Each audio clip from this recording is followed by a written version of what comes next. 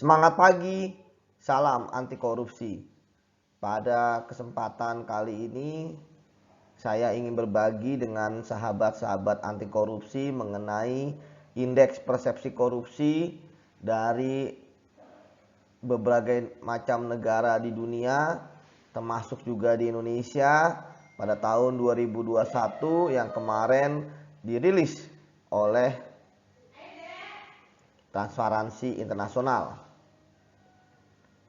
Kita tahu bahwa indeks persepsi korupsi ini digunakan oleh berbagai macam sektor ya, mulai dari sektor pebisnis untuk melihat bagaimana kerawanan ataupun tingkat risiko investasi terhadap suatu negara, terutama bagi pengusaha yang berasal dari negara-negara yang bisnisnya itu atau harus bersih ya, tanpa suap atau bribery, karena negara-negaranya sangat ketat ya dalam masalah investasi bisnis di luar negeri ya, termasuk pajak juga dan sebagainya. Sehingga ketika mereka ingin investasi, tentu mereka ingin izin yang mudah tanpa membayar, kemudian tidak dan tanda kutip dikerjai ya, harus membayar di luar investasi yang mereka lakukan pure atau murni bisnis.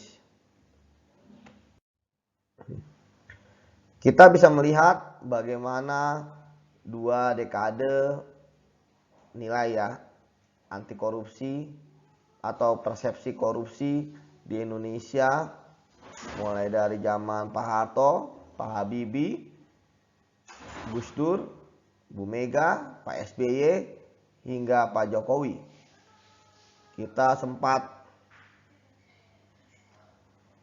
meraih nilai kepala 1 ya, 19, 17, kemudian ada peningkatan terutama ketika KPK mulai berdiri ya, 20, 22, 24, 23, 26, dan puncak kita adalah di tahun 2019 ketika meraih nilai 40.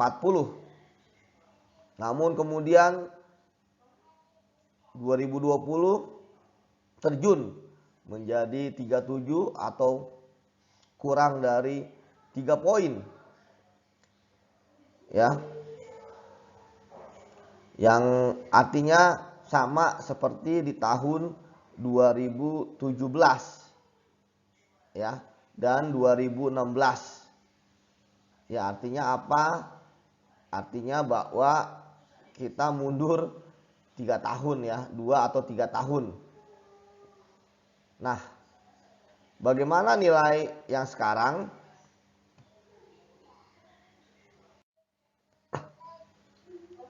Nanti kita akan lihat. Namun sebelumnya kita lihat bahwa data untuk menghitung indeks persepsi korupsi itu ada di survei-survei ini ya, mulai dari World Economic Forum IOS, PRS International Country Risk Guide, Global Insight Country Risk Rating, hingga Varieties of Democracy Project. Ada juga versi ASEAN Risk Guide. Kita lihat naik turun ya, ada yang sama juga. Memang dari sini kita bisa melihat bahwa tidak hanya terkait dengan korupsi murni ya, tetapi juga hal yang lain ya. Kita lihat ada tentang ekonomi juga, kita lihat juga tentang keadilan, tentang hukum, demokrasi. Jadi semua masuk. Jadi bukan hanya sektor, kalau kita kan mengenal korupsi itu adalah penyuapan, perbuatan curang, pemerasan dalam jabatan, kemudian juga kerugian keuangan negara, penggelapan, gratifikasi, kepentingan dalam pengadaan, Nah, kalau dari sini memang indeks persepsi korupsi itu sangat luas sehingga membutuhkan begitu banyak komponen bagi bangsa ini untuk berjuang lah. Minimal kita bisa nanti sejajar lah dengan negara di Asia Tenggara dulu yang nilai IPK-nya, indeks persepsi korupsi tinggi, misalnya di apa namanya, misalnya jangan Singapura dulu lah, Malaysia lah gitu kan. Kepala 5 kalau nggak salah dia. Jadi kita yang kita paham lah dari 0 sampai 100 kalau nilai 38 ya berarti kan masih jauh dari nilai cukup gitu ya. Nah, kita meningkat hanya 1 poin ya dari 37 ke 38. Sesuatu hal yang tentu kalau kita berhitung kalkulasi setahun jika naik 1, kita butuh berapa tahun gitu kan untuk misalnya mengejar negara-negara yang skornya tinggi yang 85 atau 80 ke atas kan gitu. Artinya kita ya minimal sudah naik lah, tidak di atas 100 negara, 100 lagi peringkatnya sudah ke 96. Jadi kita dinilai 38 ya, dengan tadi saya katakan poinnya itu adalah semakin ke bawah itu potensi korupsinya itu sangat tinggi, kemudian ke atas itu sangat besi ya, 90 sampai 100 itu sangat-sangat besi. Kita ada di 38. Ya kalau kita mau jadi negara yang maju gitu ya, mungkin di 60 tuh udah sangat luar biasa. Tapi ngejarnya bagaimana? 1 tahun itu 1. Nah mungkin nanti kita akan cobalah membahas, dan penting juga bagi kita untuk bisa berbuat lah bagi negara ini, apapun profesi kita. Karena tadi saya katakan bahwa berbagai macam indeks ataupun apa sih namanya survei ya terkait dengan indeks itu berbagai macam lintas multi, kalau kita bahasa ilmiah multidisiplin ilmu lah gitu kan, bukan hanya penegakan hukum, bukan hanya pemberantasan korupsi, tapi berbagai macam sektor ya, mulai dari pemerintah harus ikut, lembaga-lembaga pemberantasan korupsi, kepolisian, kejaksaan, KPK gitu kan, kemudian lembaga-lembaga negara lainnya, misalnya kalau di situ ada demokrasi, ada HAM, ya tentu Komnas HAM juga harus ikut terlibat juga gitu kan, untuk memantau demokrasi Indonesia, penegakan hak asasi manusia. Kemudian juga kita lihat kalau ekonomi ya sektor swasta lah ya, bisnis gitu kan, pengusaha-pengusaha anti korupsi gitu kan. Kemudian juga mereka yang sering berhubungan dengan investor gitu ya, untuk apa namanya, untuk apa terlibat lah ya, sehingga para survei-survei ya yang disurvei itu benar-benar memahami bahwa Indonesia sudah sangat bagus ya. Kenapa? Karena memang kalau saya lihat tidak mungkin misalnya penegakan hukum saja gitu ya. Kita sudah menangkap menteri misalnya, kita tahu bahwa KPK dulu menangkap menteri, menangkap ketua Mahkamah Konstitusi, bahkan apa ketua DPR gitu ya, ditahan juga gitu kan. Dan banyak pejabat-pejabat tinggi ya, anggota DPR, tokoh-tokoh terkemuka lah ya, tokoh nasional gitu kan, kepala daerah, penegak hukum banyak tangani, namun tidak mendongkrak signifikan yang menjadi menjadi apa namanya, menjadi 50, 60, 70. Artinya bahwa memang ini bukan hanya penegakan hukum tetapi yang lainnya juga. Seperti itu. Nah, kita lihat indeks persepsi korupsi di ASEAN ya, bahwa kita lihat Singapura masih jadi negara yang terbersih di Indonesia, menjadi negara yang paling bersih di Asia Tenggara. Kemudian ya nilainya 85 ya. Berarti sama Indonesia yang 38, jaraknya selisihnya itu 47 ya, 47. Ya. Ya kita harap jangan sampai kenaikan Indonesia itu linear ya, satu poin. Wah, kita membutuhkan 47 tahun gitu, tapi ya kita harap bahwa nggak seperti itulah. Kita harap mungkin naik 3 poin 1 tahun, 5 poin gitu kan, 6 poin gitu. Kita lihat di atas kita itu ada Vietnam. Ya, Vietnam ini dulu di bawah kita dengan 36 ya tahun lalu, naik dia 3 poin jadi 39. Nah, mungkin kita juga bisa belajar dari mereka ya gimana bisa naik 3 poin gitu kan. Timur Leste naik ya 41, 3 poin di atas kita, dan dia memecahkan rekor kita yang 40 ya. Artinya Timur Leste bisa, kenapa kita nggak bisa? Dan negara yang dianggap serumpun sama kita yaitu Malaysia, dia malah turun dari 51 ke 48. Jadi tetap beda 10 poin dari kita ya.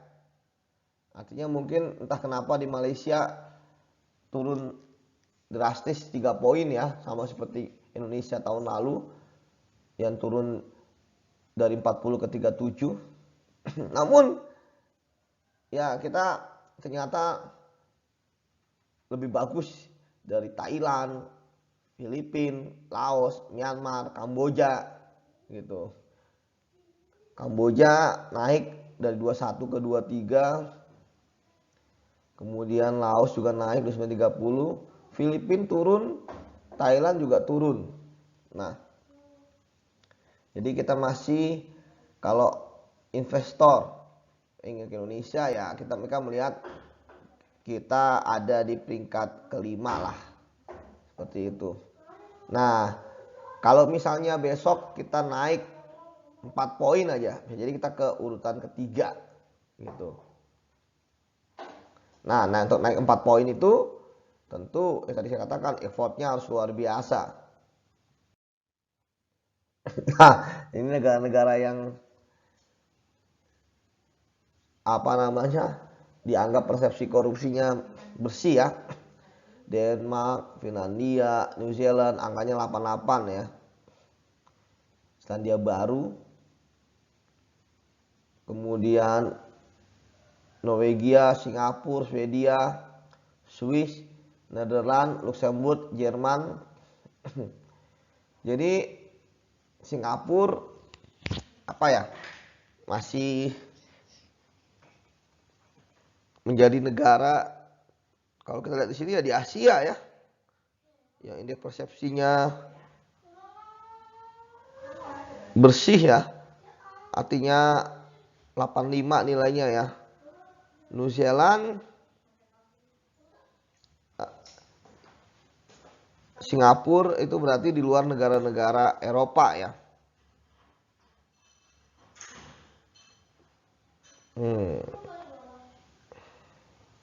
Belanda bagus juga, Luxembourg juga, Jerman juga.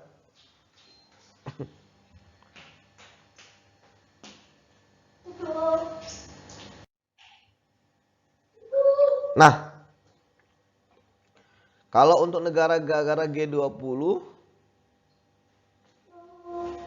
ya yang tergabung dalam G20, lihat di sini ya, yang peringkat pertama itu adalah Jerman.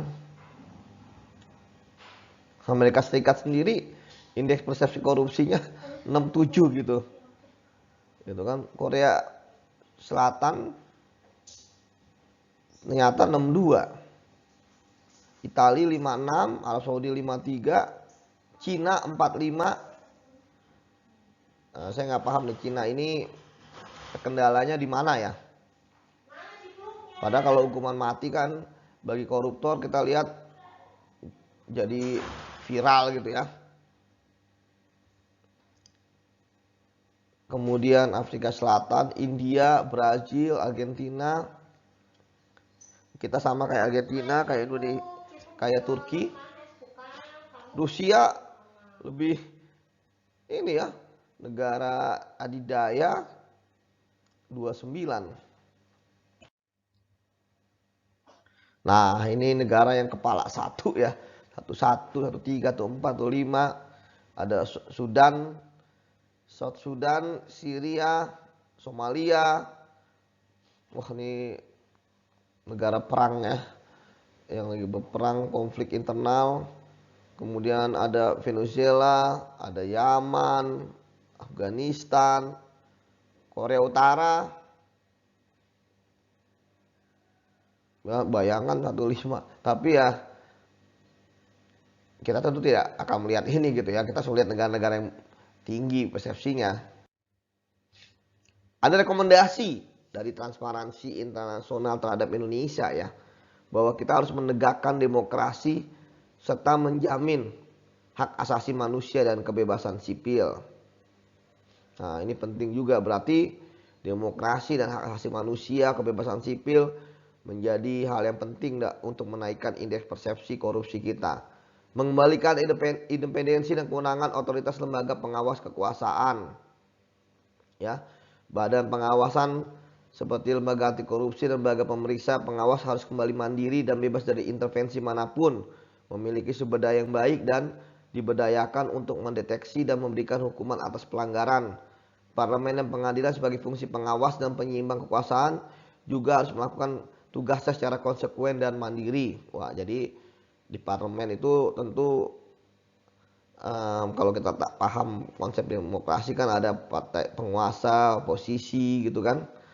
Jadi mereka yang ya harus berperan sebagai pengawas dan penyeimbang kekuasaan. Jadi di sini ini juga jadi faktor penting juga ya untuk meningkatkan indeks persepsi korupsi kita. Kemudian serius dalam menangani kejahatan korupsi lintas negara. Nah, kemarin kan sudah ada perjanjian ekstradisi dengan Singapura. Semoga itu membantu ya. Di sini pemerintah perlu memperbaiki kelemahan sistem yang memungkinkan korupsi lintas negara yang tidak terdeteksi atau tanpa sanksi. Pemerintah dan parlemen harus menutup celah hukum. Nah, ini penting kejahatan keuangan atau koruptor ya kan tidak bisa melarikan diri dari hukuman karena mereka kabur ke negeri lain.